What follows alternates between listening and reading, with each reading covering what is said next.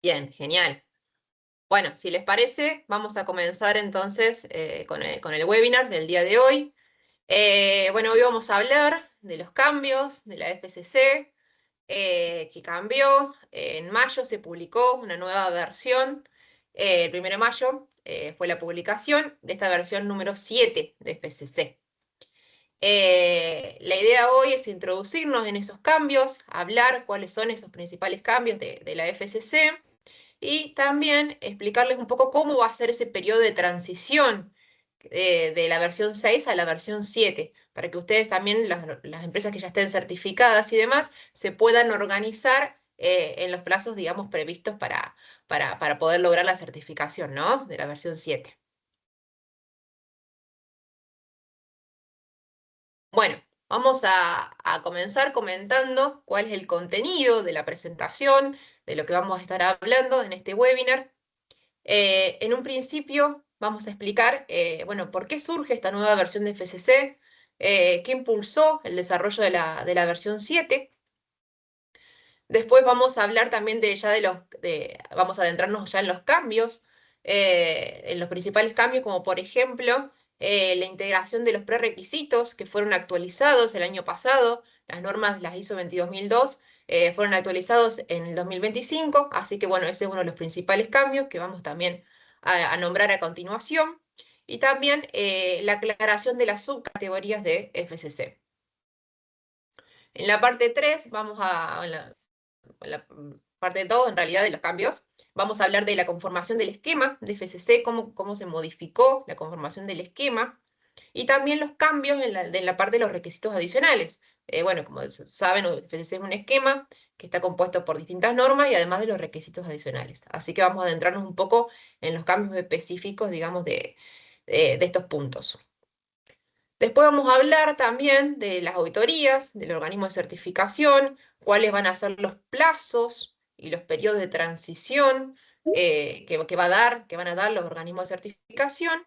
Y después vamos a explicar también cómo hacer esa transición de la versión 6 a la versión 7 para justamente facilitar, digamos, esa adaptación o esa migración.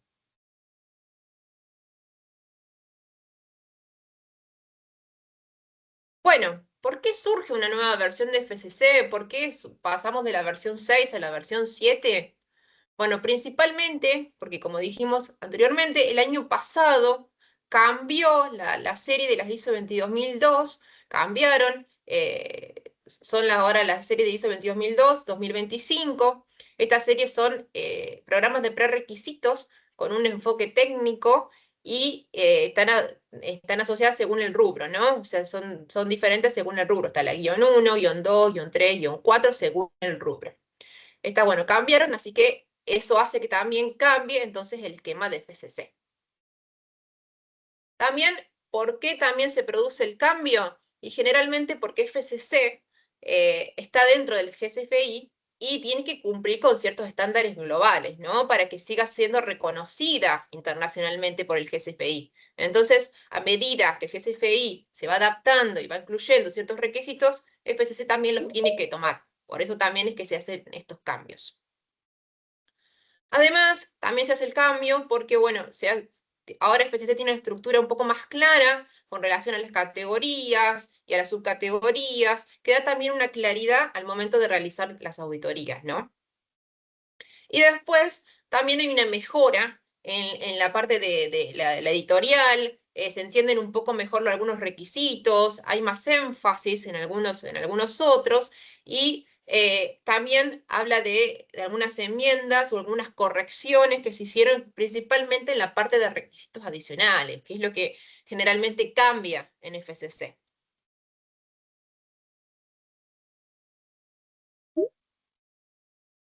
Bueno, dentro de los cambios, vamos a ver los cambios principales en lo que es la parte 1, 2 y 3. La estructura en sí de la norma FCC sigue siendo la misma, sus 5 partes con los anexos, eso no cambia.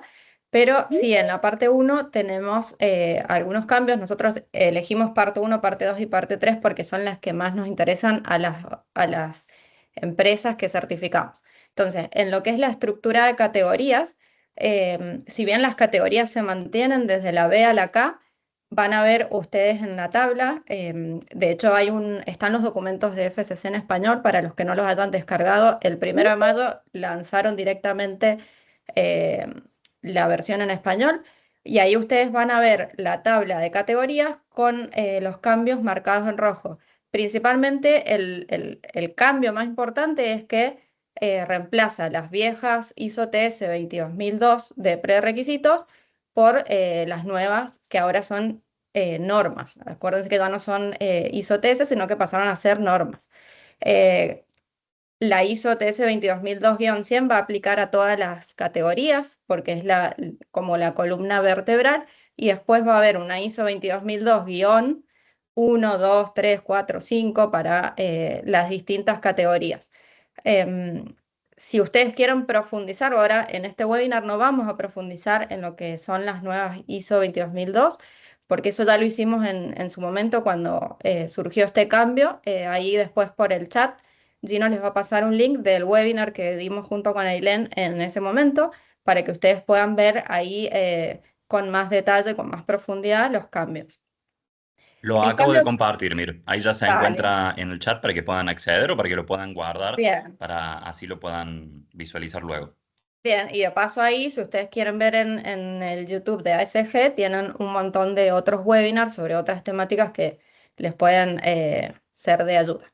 Bien, ahora en el siguiente slide vamos a ver cuál es el cambio principal. El cambio que se hizo fue agregar subcategorías. No en todas las categorías, sino solo en algunas. Por ejemplo, la categoría B3, C2, C3, la D, la F y la G no tienen cambios, no tienen subcategorías. Sí, en las categorías C0, C1, C4, la I y la K, que son las que están acá en esta tabla, donde lo que hace es clarificar,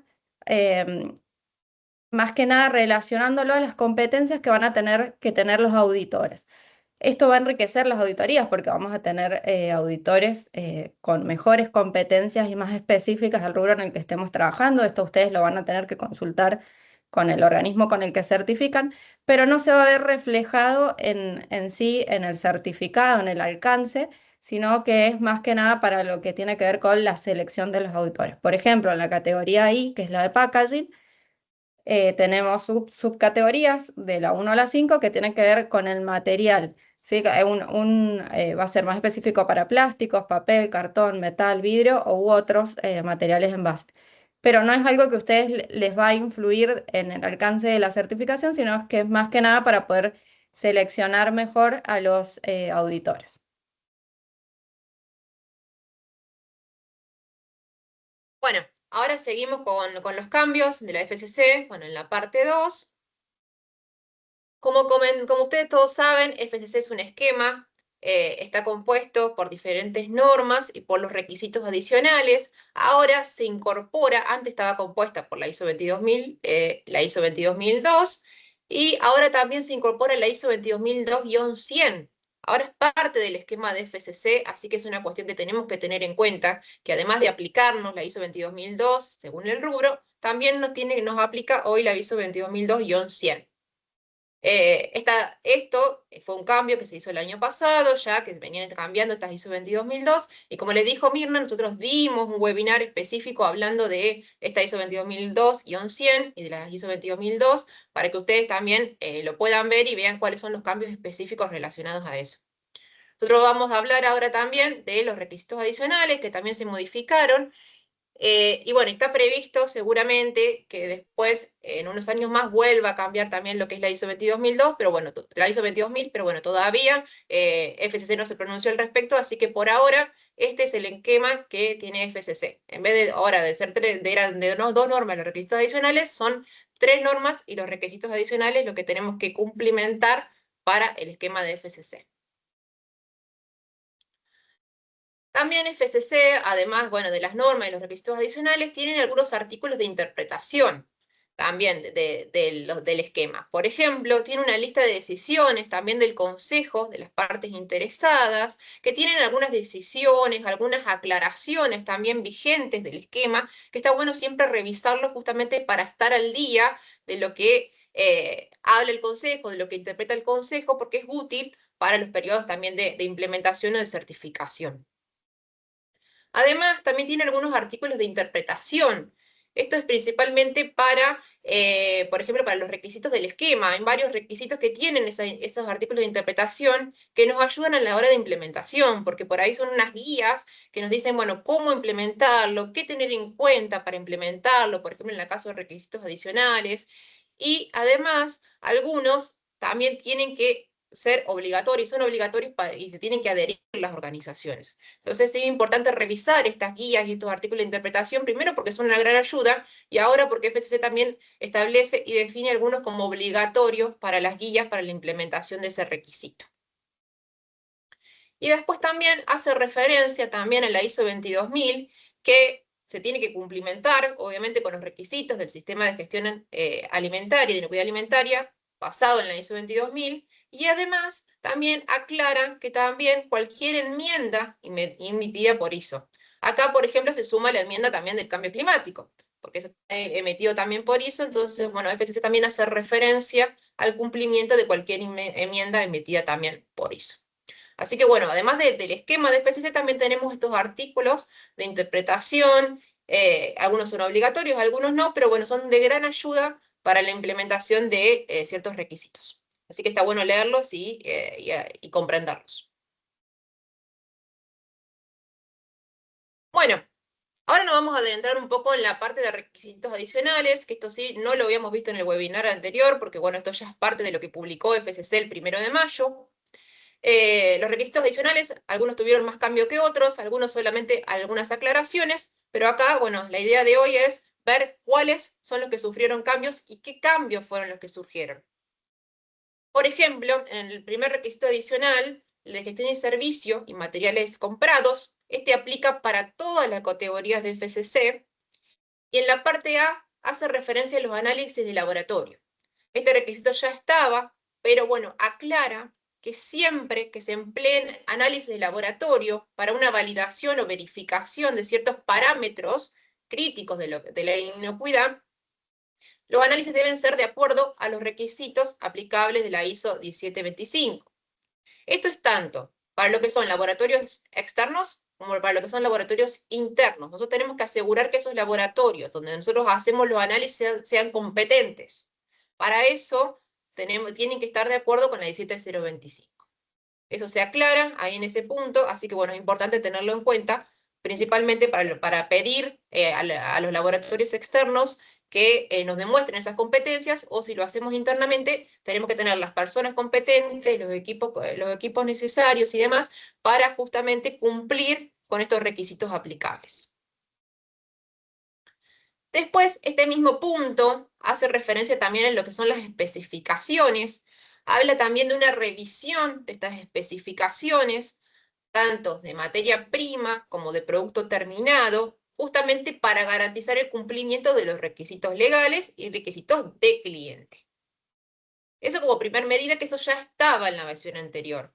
Ahora lo que se agrega en esta versión 7 es que las especificaciones, tanto microbiológicas, físicas, químicas y alérgenos, que nosotros tenemos en esas especificaciones de producto terminado o de materias primas, deben basarse en requisitos legales siempre que aplique, y si no te aplica un requisito legal en el país de destino, tenemos que basarnos en principios científicos. Tenemos que tener una bibliografía que hable de ello o algún requisito científico como de referencia para demostrar el por qué tenemos estas características físicas, químicas, microbiológicas o de alérgenos.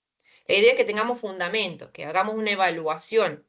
¿Se entiende? Entonces, bueno, por eso es importante que lo tengamos también procedimentado y que hagamos esa revisión de las especificaciones de acuerdo a estos requisitos.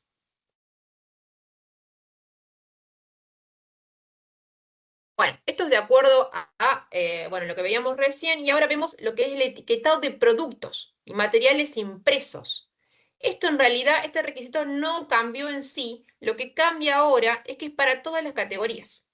Antes solamente era para la categoría de lo que es packaging y demás, ahora es para todas las categorías. Así que bueno, tenemos que tener en cuenta para todas las categorías el requisito de impresión de etiquetas y material impreso. ¿Qué dice este requisito? Principalmente que todo lo que es material impreso tiene que cumplir con la legislación del país de destino. Hace referencia a que sí o sí tenemos que tener un control de ese material impreso y de la información que tiene ese material impreso, principalmente para adecuarnos obviamente a los requisitos legales, ¿no? Y además, ahora suma, que esto ya estaba en la categoría anterior de packaging, que cuando la organización imprime etiquetas o haga impresión de materiales impresos, también tiene que tener un control, tiene que tener un responsable de ese control de la impresión, y esa aprobación se tiene que dar también por un responsable de la organización. Y ese control tiene que estar procedimentado. ¿Cómo se va a hacer? ¿Quién lo va a hacer? Cada cuánto se va a hacer, si va a ser por cada tirada de material o no. Bueno, es importante que quede claro quién va a hacer ese control y que realmente esté procedimentado. Así que bueno, eso sí lo suma para todos, para todas las categorías. Después, otro cambio que en realidad no es tan complejo en realidad, que habla de la gestión de alérgenos, que esto es para todas las categorías, solamente que acá hace una aclaración para lo que es alimento de mascotas, para la categoría C de la cadena alimentaria, que dice que cuando no haya en el país de venta de ese producto una legislación relativa a alérgenos para la comida de mascotas, esta sección se puede considerar no aplicable para esa comida de mascotas. Esa es la única aclaración que hace, digamos. Después el requisito de alérgenos para todas las demás categorías sigue igual. No hay ningún tipo de modificación. Bien, bueno, en el requisito 255 que tiene que ver con el logo no sufrió cambios. Vamos a pasar a los requisitos de defensa alimentaria y mitigación del fraude. Estos dos hoy están incorporados en lo que es la serie ISO 22002-100 con dos anexos que además hablan mucho del tema, donde van a tener ahí medidas para aplicar en un plan de defensa y medidas de mitigación, por lo cual al amplificar el desarrollo, la ISO 22002-100, lo que hace la FSC en sus requisitos adicionales es agregar solamente que en adición a ese requisito hay que asegurar que estos planes, tanto la evaluación de defensa como el plan de defensa y la evaluación de vulnerabilidad y el plan de mitigación del fraude, tienen que ser desarrollados y mantenidos por personal que tenga los conocimientos y la competencia.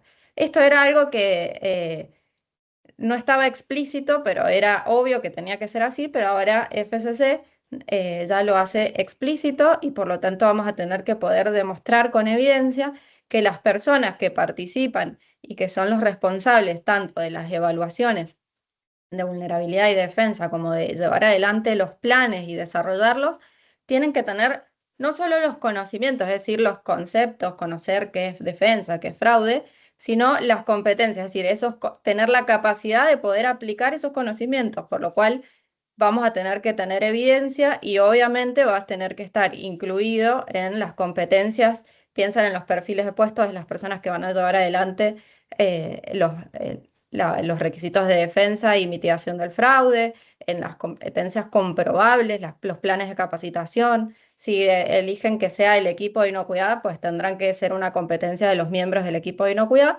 Por lo tanto, ese es el cambio más importante. Después lo otro sigue manteniendo lo mismo, cambia un poco la redacción, sigue pidiendo que estos planes sean apoyados por el sistema de gestión, pero lo más importante es esto, que ahora es algo que vamos a tener que poder demostrar con evidencia.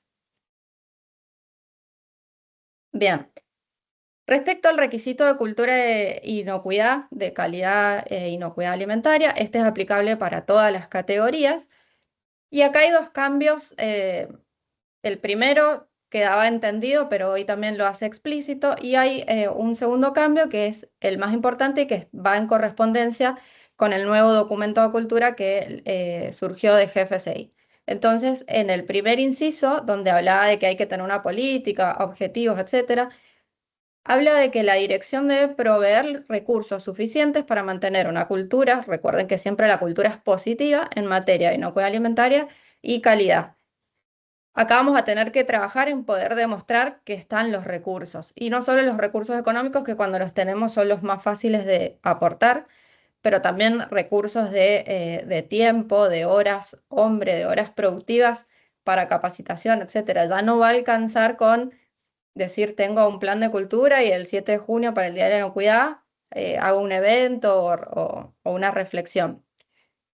Sumado esto a que nos pide ahora en el inciso C que tiene que haber un compromiso demostrable de todo el personal, cuando habla de todo el personal, desde la dirección, los mandos medios y el personal operativo de todas las áreas, y que esto debe estar disponible. ¿Qué quiere decir? Que lo tengo que poder visualizar. Ya la auditoría no va a ser tanto de sentarnos en el lugar donde se está llevando a cabo la auditoría y que le contemos al auditor cuáles son los objetivos, el plan, todo eso que tenemos armado hermoso, la evaluación de madurez, la encuesta que hacemos, si es que hacemos una encuesta, sino que todo eso que nosotros le vamos a contar al auditor se va a tener que poder ver cuando hacemos el recorrido por planta.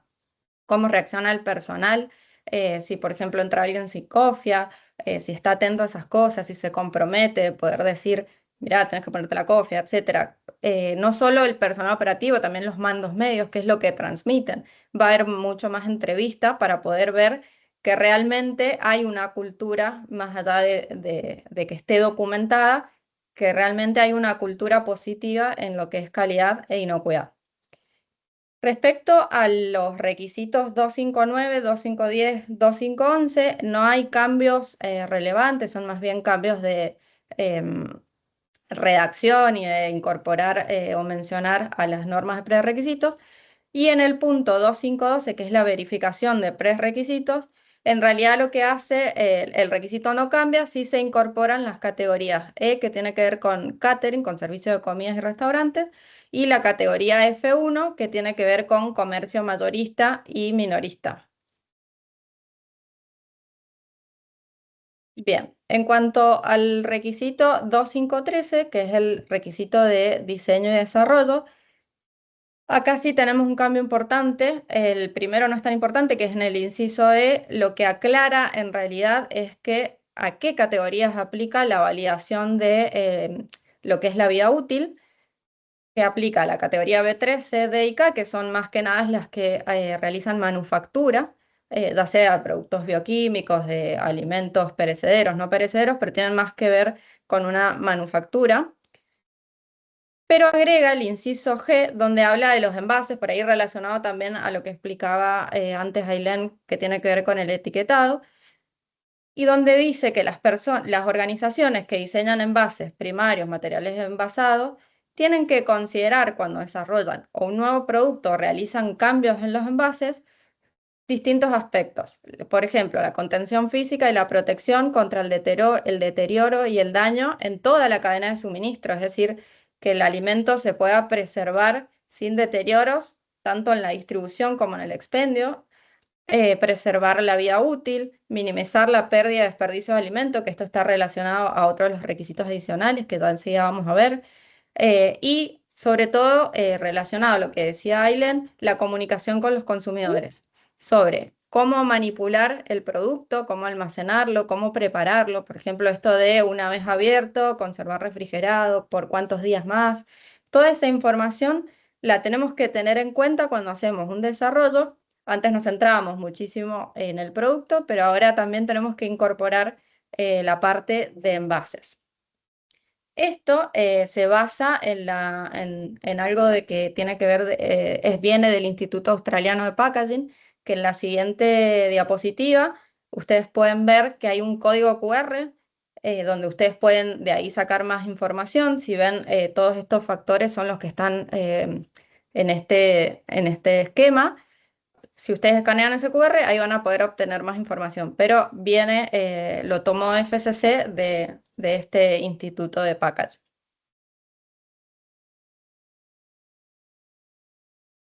Bueno, siguiendo con los cambios, el 25.14, este en realidad antes hablaba del estado de salud para la categoría D, pero hoy se elimina ese requisito porque las cubre la ISO 22002-100 2025, que bueno, que comentábamos hoy, que hay algunos requisitos que los toma esa ISO 22002, entonces FCC directamente lo elimina de la parte de requisitos adicionales porque ya está enumerado, digamos, y especificado en la ISO 22000-100.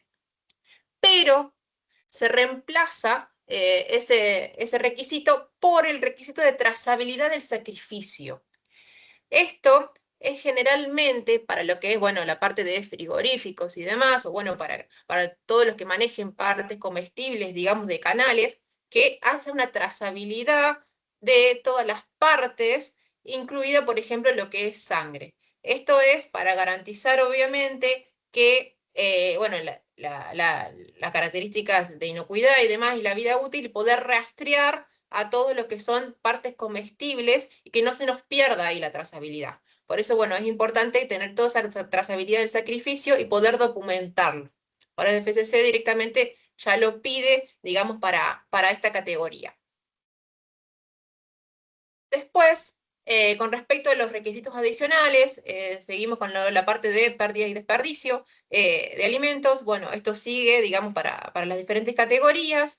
Acá no hay grandes cambios, pero dice que nosotros tenemos que, obviamente tenemos que tener objetivos vinculados a lo que era la pérdida y desperdicio de alimentos. Esto tiene que ser objetivos vinculados, por ejemplo, a lo que es la pérdida en la planta productiva, es decir, por empezar a medir dónde son por ahí los equipos o los lugares donde podemos llegar a tener más pérdida, empezar a tener ciertos indicadores para justamente tratar, con algunas medidas de control, de reducir esa pérdida en planta y después vinculado al desperdicio lo mismo, digamos, en cuanto a, por ejemplo, lo que es el scrap y demás, bueno, empezar a medir, empezar a tener ciertos indicadores y ponernos un objetivo para tratar de ir reduciendo esa pérdida y desperdicio. Acá aclara, además, que los objetivos deben estar respaldados por objetivos claros, cuantificables, o tenemos que hablar de números, con plazos definidos. Es decir, que tenemos que establecer una frecuencia y plazos justamente para reducir esta pérdida y desperdicio de alimentos. Es decir, que nosotros empezamos, por ejemplo, a cuantificar la pérdida, tenemos que ver en cuánto tiempo podríamos llegar a reducir y establecernos unos plazos y definirlos para justamente garantizar que se cumpla con esta reducción de pérdida y desperdicio. También, este requisito también, las ISO 22002 también hablan de un poco de la parte de pérdida y desperdicio de alimentos, así que bueno, ahí vamos a tener también otro puntapié y otra guía también para definir también este punto. Después, otro requisito adicional, que en realidad esto no se modificó, esto es para las organizaciones de multisitios, solamente incorpora a la categoría B3 y permite que ahora tenga también una certificación multisitio. Los demás no cambian, solamente que se agrega ahora a la categoría B3 para que se pueda también hacer un multisitio, ¿no? Y se pueda certificar la misma organización. Bien, en la parte 3, que tenemos los requisitos para el proceso de certificación, ustedes pueden ver en este documento FCC que está muy bueno porque nos marca en rojo cuáles son los cambios. Van a ver que hay mucho cambio, es una parte extensa porque habla de todo el proceso de auditoría. Desde la parte previa, no solo de los días en sí que estamos con el auditor, van a haber bastantes cambios, pero nosotros seleccionamos esto como lo que por ahí es más relevante para nosotros los que recibimos las auditorías. Entonces, hay cambios en cuanto a los cálculos del tiempo de auditorías, están más restringidas las reducciones que se hacen, pero sí establece que para la categoría C, D y K, el mínimo de auditorías va a ser de 2 días y para el resto hay que ver las distintas particularidades. Acuérdense que esto se calcula en función de la cantidad de empleados, la cantidad de planes HSP, etc. Entonces, esto es algo que ustedes van a revisar previo a la primera auditoría con la versión 7. Esto cambia para la versión 7. Las auditorías que ustedes tienen ahora con la versión 6 siguen iguales. sí a partir de la versión 7 van a reverse estos tiempos de auditoría y pueden ser que cuando el organismo de certificación les envíe los planes puedan llegar a ver algún cambio. Esto para que ustedes lo vayan teniendo en cuenta y no se sorprendan al momento de recibir el nuevo plan.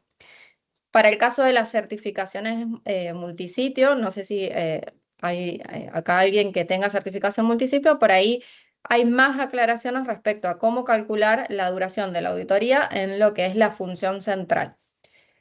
Y algo importante es para las auditorías no anunciadas, recuerden que del ciclo del certificado, una de las auditorías de mantenimiento, ya sea la primera o la segunda, tiene que ser no anunciada. Especifica que los días de bloqueo se tienen que acordar con anticipación entre el organismo de certificación y el organismo que va a ser certificado. Esto igual lo veníamos haciendo, pero ahora sí va a haber que coordinarlo. Y aclara algo que por ahí no estaba, pero que era un poco obvio, pero ahora lo aclara, que es cómo hay que proceder o cómo va a proceder el auditor en caso de llegar un día de auditoría que no había sido un día a auditar, perdón, que ese día no estaba como día de bloqueo, el organismo que certifica no lo había establecido como día de bloqueo y no hay operación. Recuerden que el 50% de la auditoría tiene que ser en el sitio, in situ, en la operación, y cuando hay una auditoría no anunciada, el auditor externo tiene en un plazo de 1 hora, tiene que tener un pie en la planta, ¿sí? Recuerden que lo primero que se audita en una auditoría no anunciada sí o sí es la planta y tiene que estar operativo. Entonces, ¿qué pasa si hubo algún inconveniente? Supongamos que ese día, no sé, hubo un corte de energía que no estaba programado y no podemos operar, por eso no lo habíamos declarado entre los días de bloqueo. Bueno, ¿cómo se procede? Entonces, lo que aclara es que esa auditoría se va a tener que reprogramar dentro del plazo que había que realizarla. Va a seguir siendo no anunciada, pero bueno, vamos a tener como un previo conocimiento de que ya va a estar por suceder. Pero esto, si bien no lo aclaraba antes, era lo que pasaba, ahora lo explicita. Bien, y ahora lo que todos nos preguntamos, que es lo que por ahí, a lo que lo pusimos al último porque si no se iban a ir todos rápido, que es lo que queremos saber. Bueno, ¿a partir de cuándo tengo que certificar con esta versión? Como dicen todas las filminas que pusimos con los títulos, esto fue publicado en mayo y hay un periodo de transición de 12 meses. Pero, ¿hasta cuándo se van a hacer las auditorías con la versión 6?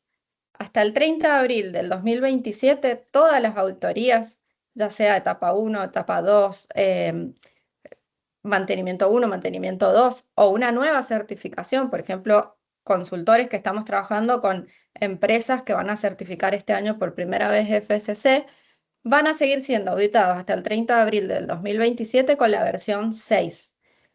El 1 de mayo de 2027 empiezan las auditorías con la versión 7. Ojo los que están en ese límite de recibir auditorías entre abril y mayo, porque esto no me voy a poder hacer el tonto, digamos, de pedir la auditoría antes para no tener la versión 7. Hay que cumplir los plazos del certificado, así que son los que o sea, todos tienen que arrancar ya con estos cambios, pero los que van a recibir su próxima auditoría con la versión 7, ténganlo muy presente, que van a estar ahí en el límite si están entre fines de abril, principios de mayo. Al 30 de abril del 2028 ya todas las auditorías tienen que haber sido con la versión 7. Ya no puede nadie recibir o quedar con un certificado viejo de la versión 6. Hasta el 30 de junio del 2028, los organismos de certificación tienen tiempo de cargar los certificados actualizados con la versión 7. Todos los certificados que no se hayan cargado esa fecha, que son de la versión 6, van a quedar dados de baja, por lo cual acá, de parte de ustedes, si han recibido una auditoría cerca del 30 de abril del 2028, tendrán que acelerar los plazos para responder a las no conformidades y estar encima del ente de certificación para la actualización de ese certificado. Entonces, a partir del 1 de mayo del 2027, empiezan las auditorías con la versión 7. ¿Qué va a pasar con las no anunciadas? Si te tocaba no anunciada, va a ser con la versión 7. No se suspenden las auditorías no anunciadas. Sigue siendo el mismo proceso que anteriormente con la versión 6. Bien, ahora vamos a hablar, bueno, de cómo se haría el proceso de transición desde la versión 6 a la versión 7 en este periodo de transición que, bueno, que da FCC, que principalmente son 12 meses y ya viene corriendo, ¿no? Porque esto se publicó el 1 de mayo, así que, bueno, y para mayo del año que viene ya tenemos que tener implementada la versión 7. Bueno, en el plan de transición, como dijimos, en mayo de 2026 se publica la versión 7 y FCC da un periodo de 12 meses para la implementación y la certificación con esta nueva versión. Una vez que, bueno, que está publicada, a partir de mayo hasta agosto de 2026, la idea es que se pueda revisar todo el sistema de gestión y lo primero y principal es adecuarse a los manuales de prerequisitos de las ISO 22002, de tanto la guión 100 como la ISO 22002 específica para cada rubro. Porque bueno, eso es el cambio principal y por ahí lo que mayor cambio tienen, porque ya la ISO 22002, guión 100, como dijimos, es una norma nueva bueno, que aplica, digamos, a la versión 7. Así que bueno, tenemos que empezar viendo cuáles son los cambios en todo lo que es prerequisitos y capacitar al equipo también. Luego, bueno, una vez que vemos todos los cambios, también vemos todos los cambios relacionados a los requisitos adicionales, que van a depender también según la categoría que tengamos, porque bueno, algunos aplican para unas categorías, como vimos, y otros no. Tenemos que hacer el proceso de implementación.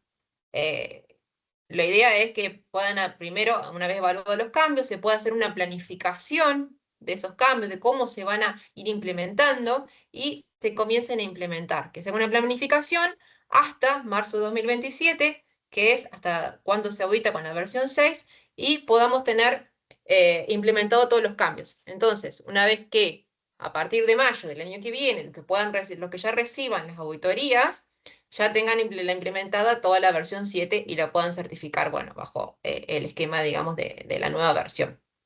Lo que nosotros, perdón. Sí. Lo que nosotros les recomendamos para empezar con este periodo de transición es que primero que nada adquieran las normas, sobre todo la guión 100 y la específica de su categoría y los requisitos adicionales, que esos ya están disponibles en español en la página de FCC, y lo lean, se empapen de cuáles son los cambios y hagan un análisis y un diagnóstico de brechas. Antes de largarse a directamente cambiar los procedimientos, etcétera, analicen qué es lo que les está faltando, porque hay muchas cosas que ya las teníamos incorporadas porque nos los pedía un proveedor, perdón, un cliente, o porque tenían que ver con los países de destino de nuestros productos, o porque ya sabíamos que eso venía, o porque era una decisión de la organización. Entonces hagan un análisis y un diagnóstico de esas brechas comparando los cambios con lo que nosotros tenemos actualmente. Y después sí se ponen a adecuar en función de esas brechas los procesos. Sigan el ciclo PDCA, planificar, hacer, verificar y actuar. Entonces una vez que realizamos estos cambios, tenemos que implementarlos y ver si tenemos que volver a hacer alguna modificación. Y siempre tengan en cuenta que van a tener que hacer y que va a ser importante el tema de las capacitaciones, capacitar a todo nuestro personal, no solamente al personal operativo, reforzar los temas de cultura, tanto con la dirección como con los mandos medios y el personal, porque ahora vamos a tener que demostrar comportamientos observables y obviamente prepararnos y tener listas las evidencias, sobre todo, bueno, lo que tiene que ver con cultura, pero evidencias también de estos cambios. Usen el requisito de ISO 22000 de la planificación de cambios, porque esto va a ser un cambio que van a tener que hacerlo de manera planificada, entonces ayúdense con ese proceso de planificación de cambios. Y bueno, el último paso va a ser coordinar con el organismo de certificación la auditoría y ver los días de auditoría, las competencias del auditor según las subcategorías, etcétera, que eso ya va a ser más administrativo, pero sí hay que irse preparando y no esperar a que nos llegue en la versión 7 y la próxima auditoría y poder hacer cambios planificados y que realmente nos sirvan y nos aporten en una mejora del sistema. Agregando un poco a lo que decía Mirna, también de lo que es la planificación de cambios, tengamos en cuenta que esta planificación de cambios tiene que ser documentada, tiene que estar en un documento que habla de, que tiene que decir principalmente cómo vas a abordar el cambio, cuáles son los recursos necesarios que vas a necesitar para este cambio y cómo este cambio también te influye y te impacta en el sistema de gestión. O sea, principalmente, bueno, sabemos que este es un cambio de versión, obviamente que te impacta de lleno en el sistema de gestión. Pero está bueno también en ese ítem del impacto del sistema de gestión, identificar, como decía también Mirna, cuáles son los requisitos que a vos te aplican y que hay realmente un cambio significativo.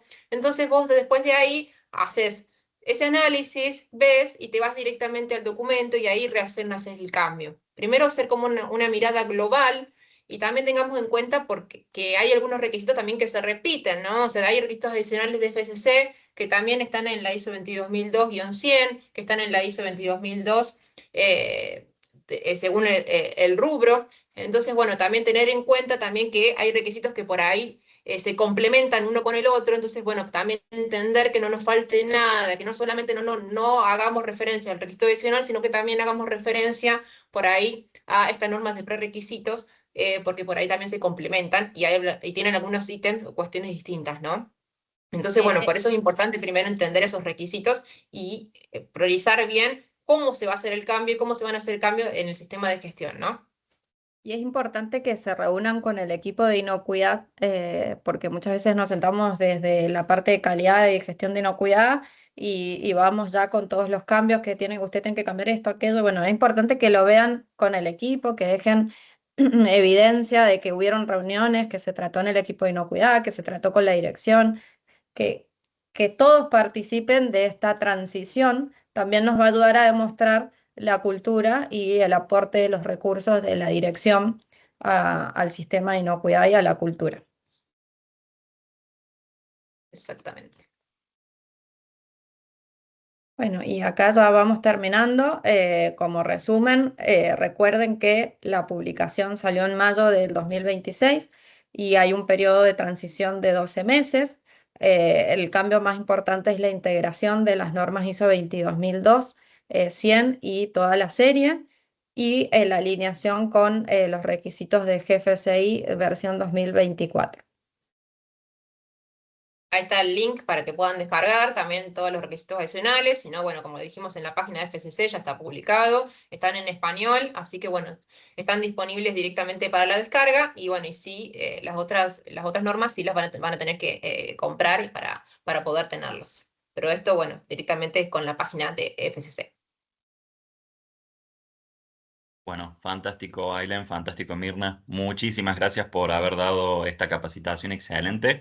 Vamos a estar dejando en el chat, como les habíamos comentado, lo que es el link de asistencia, sí, súper importante que puedan pasar por allí, que lo puedan firmar, bien, dado que en base a ese link después nosotros le vamos a compartir acceso a nuestra plataforma virtual donde van a poder encontrar tanto la grabación de este webinar como así también el material, ¿sí?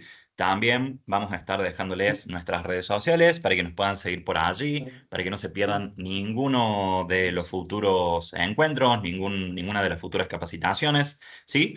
Y también voy a volver a compartir el link de YouTube que los va a llevar al video del cual las chicas hablaron. 038, Fran, no tiene ahí. Ahí vemos que alguien ha prendido el micrófono. No sé Ahí si está el quiere banco. aportar algo. ¿Hay alguien con el micrófono abierto? No, ha sido un error. Y también, si nos aguardan un segundito, les vamos a compartir nuestro email en caso de que tengan alguna duda, en caso de que se quieran contactar por algún motivo, ¿sí? Por ahí para solicitar asesoría respecto al cambio de versión de esta norma, ¿sí? Súper importante. No sé por ahí si ha quedado alguna duda que podamos responder, alguna cuestión que les haya quedado sobre la capacitación, sobre el encuentro. Si se animan a aprender los micrófonos. Gracias a la gente que nos está agradeciendo y que les gustó el webinar, así que bueno, gracias a ustedes por participar. Muchísimas gracias por participar.